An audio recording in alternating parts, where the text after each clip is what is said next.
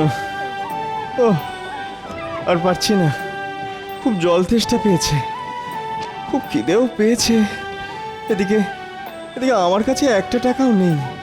এত জায়গা ঘুরলাম, কোথাও কোনো কাজ জোগাড় করতে পারলাম না। কি করব, কোথায় যাব এখন?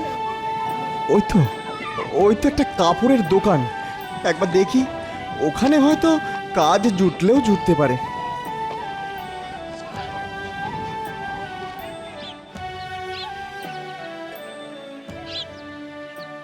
বলুন বলুন, কি দেখাবো?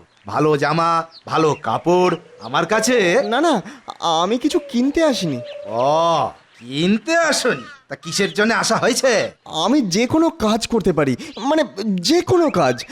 আপনি কি আমাকে একটা চাকরি দিতে পারেন? না না না, কোনো কাজ নেই বাবু, ব্যবসা খুব মন্দা চলছে, আয় নেই। আমি কি খাবো? তোমাকেই বা কি দেবো? খুব খুব উপকার হতো। উপকার হতো? উপকার? আমার উপকার কে করে তার ঠিক নেই। না না, ক্ষমা করো ভাই, পারবো না।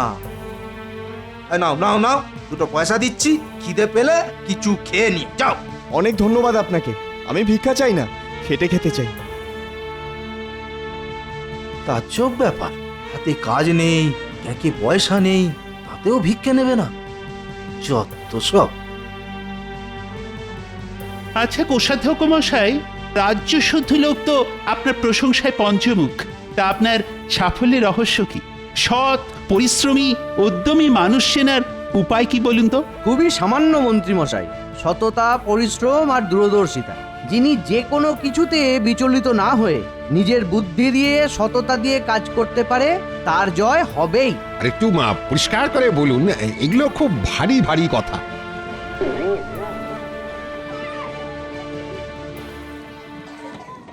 যে করতে পারে সেই মরা ইঁদুরটা দিয়েই লক্ষ টাকা উপার্জন করতে পারবে, আর যে তা দেখতে পায় না, তার কাছে ওটা শুধুই একটা মরা ইঁদুর। এও কি সম্ভব? মরা ইঁদুর বেচে লক্ষ টাকা উপার্জন? এর থেকে ভালো আপনি আপনার সাফল্যের রহস্য গোপনই রাখুন।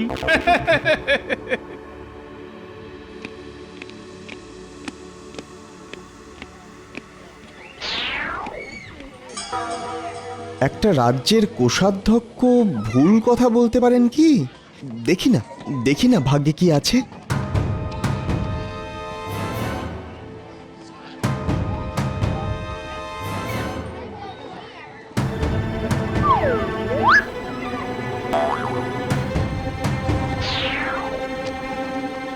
আয় আয়, দেখুন কোষাধ্যক্ষ মশাই, আপনার ভবিষ্যতের লাখপতি।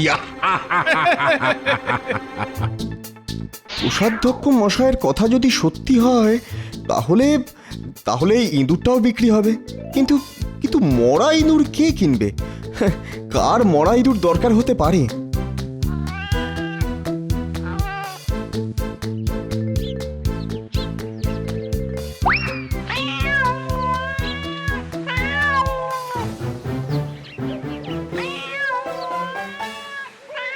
ও, এই ব্যাপার। মশাই, এই ইঁদুরটি কি আমাকে বিক্রি করবেন? আপনি কিনবেন? হ্যাঁ, মনে হচ্ছে আমার ওই বেড়ালের ওই মরা ইঁদুরটাই পছন্দ। ওটার জন্য 1 পয়সা দিতে পারি। তাহলে কোষাধ্যক্ষ মশাই যা বলে গেলেন তা তো ফলতে চলেছে। ভগবান মুখ তুলে কি চাইবেন এবার? হ্যাঁ, নিশ্চয় বিক্রি করব, এই নিন।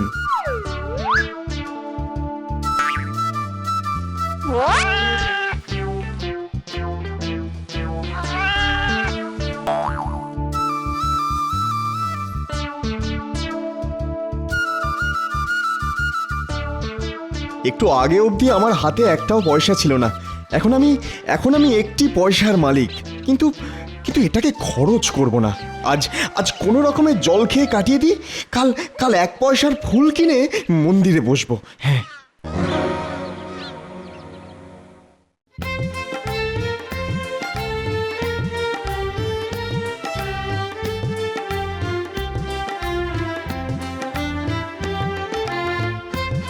ফুলগুলো তাজা তো? আমি তাজা ফুল ছাড়া বেচবো কেন? আমি ঠকাই না।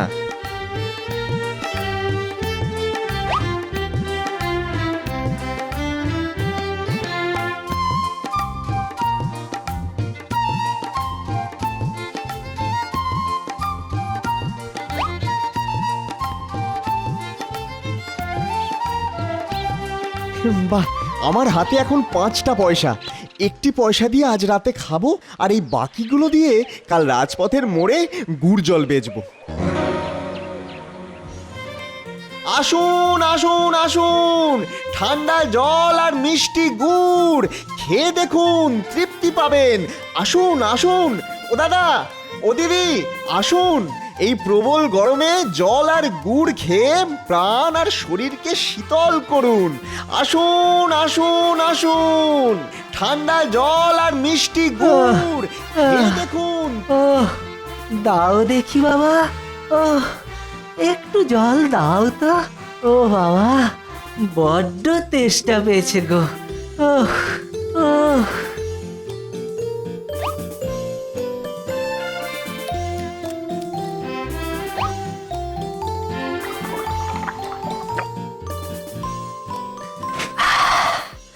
ও শান্তি।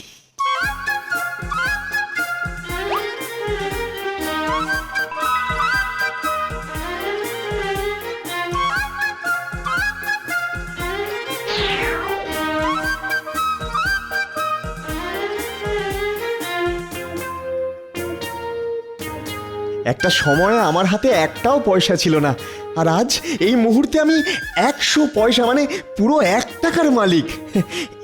এবার এবার ভাবতে হবে আর কিভাবে জীবনকে এগিয়ে নিয়ে যাব। কাল সকালে ভাবা যাবে, এখন একটু গাছতলায় বসে গড়িয়ে নি।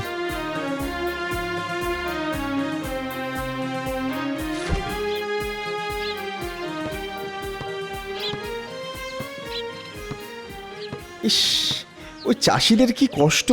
না না, ওদেরকে কিছুটা গুড় আর জল খাইয়ে আসি, যাই।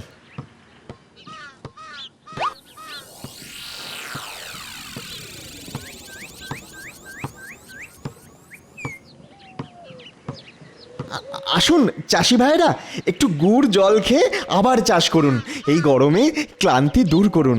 আসুন।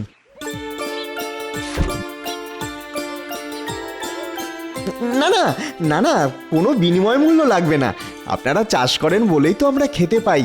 এটা এটা আমার আপনাদের প্রতি দক্ষিণা। দয়া করে আমাকে সেবা করার সুযোগ দিন।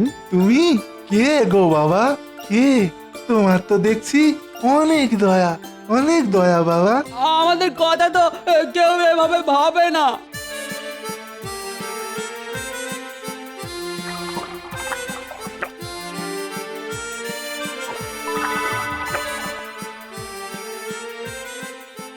মঙ্গল হোক তোমার বাবা, তোমার মঙ্গল হোক। আমরা তোমার কি উপকারে লাগতে পারি? যখন প্রয়োজন পড়বে আমি সাহায্যের জন্য আপনাদের কাছে আসব। এখন বিদায় দিন।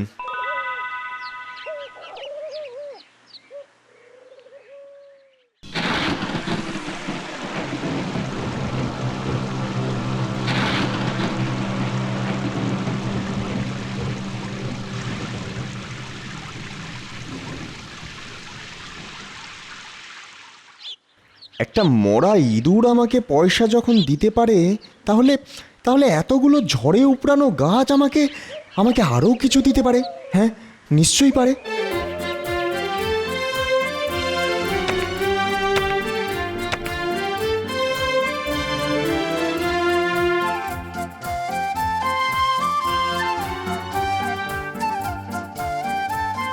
যেভাবেই হোক বিকেলের মধ্যে এই হাঁড়িগুলো রাজবাড়িতে পাঠাতে হবে, কিন্তু আরো বেশি আগুন করতে গেলে তো আরো বেশি কাঠ লাগবে। এখন কাঠ কোথায় যে পাই? কুমোর ভাই, আমি তোমার জন্য শুকনো কাঠ এনেছি, লাগবে নাকি? বাবারে, এত কাঠ! ও ভগবান তোমাকে পাঠিয়েছে ভাই, খুব ভালো হলো। সব কাঠ আমায় দাও, আমি তোমাকে 100 টাকা দেব।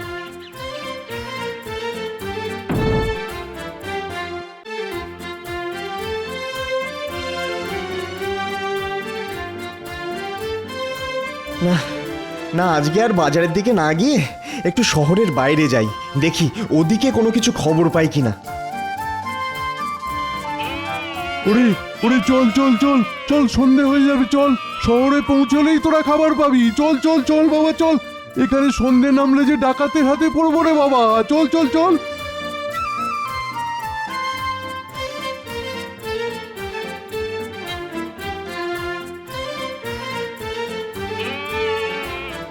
লোকটা মনে হয় ওই পাহাড় থেকে আসছে, কিন্তু কিন্তু ওর সাথে আর কোনো লোক নেই কেন? 10টা গাধা নিয়ে একাই বেরিয়েছে। ওই পাহাড়েই তো শুনেছি সোনার খনি আছে। তাহলে কি ব্যাপারটা দেখতে হচ্ছে। আচ্ছা আচ্ছা, আপনি মনে হচ্ছে খুব সমস্যায় পড়েছেন না? হ্যাঁ ভাই, কি আর বলি, আমার 10টা গাধা আজ 3 দিন অভুক্ত। কোথাও ঘাস বিচালি কিচ্ছু নেই। ভালো ঘাস বিচালির খুব দরকার, তুমি সন্ধান দিতে পারো ভাই? হ্যাঁ, বেশ কিছুটা এগোলেই শহর, ওখানে গেলেই আপনি সব পাবেন। তাহলে তো ভালোই হলো। তুমি যদি আমাকে কিছু ভালো ঘাস এনে দিতে পারো, তাহলে আমি তোমাকে 10টা সোনার মোহর দেব।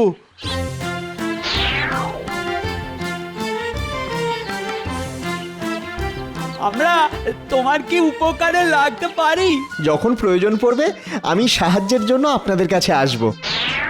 আমি তোমাকে 100টা মোহর দেবো।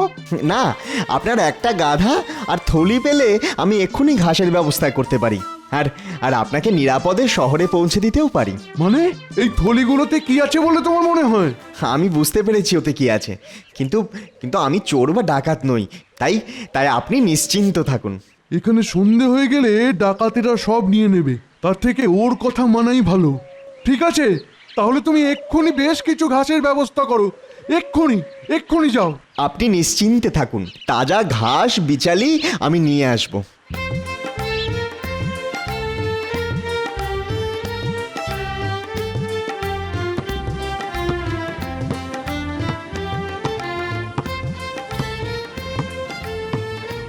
চাষি ভাই, আমার কাছে 100 টাকা আছে। আপনাদের মাঠে পড়ে থাকা এই ঘাস বিচালি আমি কিনতে চাই। জানি যে 100 টাকায় এত ঘাস বিচালি মেলে না। আমাকে কিছুটা ধার দিন না, আমি কিছুদিনের মধ্যে বাকি টাকাটা শোধ করব। এ কি রকম কথা বললে গো তুমি? একদিন তো তুমি তেষ্টার হাত থেকে আমাদের বাঁচিয়েছিলে, আর আজ আমাদের উপকার করবার সুযোগ দেবে না গো? উপকারের বিনিময়ে উপকার নেওয়া ঠিক না মশাই। আমি আপনাদের কাছে ঘাস বিচালি মূল্য দিয়েই কিনবো। ঠিক আছে, তোমার যা ইচ্ছে, তোমার ভালো হোক, এটাই তো আমরা চাই। এই আশীর্বাদটাই আমার প্রয়োজন। তুমি বরং আমাদের গরুগুলো নিয়ে যাও, গরু দুটোর পিঠে ঘাস বিচালি বেঁধে যেখানে যাবে নিয়ে যাও, আবার কাজ হয়ে গেলে ফিরে দিয়ে যেও। কি?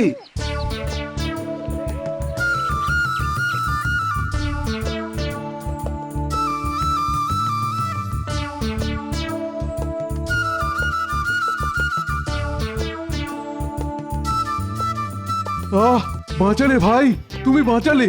আমার গাধাগুলো তাজা ঘাস বিচালি খেয়ে প্রাণে বাঁচলো। আমার কথা মতো এই গাধা আর তার সোনার বস্তা এখন থেকে তোমার। এই নাও। চলুন আপনাকে শহরে পৌঁছে দিই। তাহলে ওই কোষাধ্যক্ষ মশাইয়ের কথাই সত্যি হলো।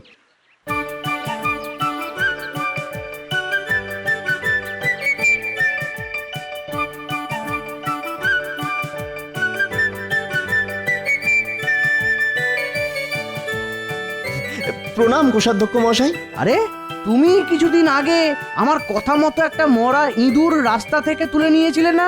হ্যাঁ, আমি সেই যুবক। সেদিন বাজারে আপনার দেখানো মরা ইঁদুর বেচে আজ আমি 2 বস্তা সোনার মালিক।